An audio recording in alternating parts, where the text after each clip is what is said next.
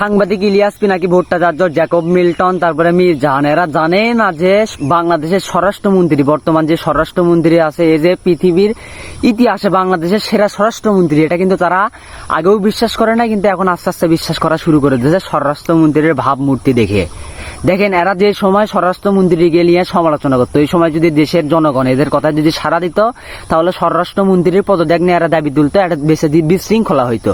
কিন্তু স্বরাষ্ট্রমন্ত্রী কি গেম চেঞ্জার দেখেন, সে নীরবে সে নিজের কাজ করে গেছে। এখন তারাও প্রমাণ করে দিচ্ছে, তারাও ফেসবুক পোস্টের মাধ্যমে পাবলিককে জানান দিচ্ছে যে হ্যাঁ, ইতিহাসের সেরা স্বরাষ্ট্রমন্ত্রী বাংলাদেশ পাইছে এবং তাকে সম্মান জানাচ্ছে, তাকে নিয়ে গুণগান গাচ্ছে।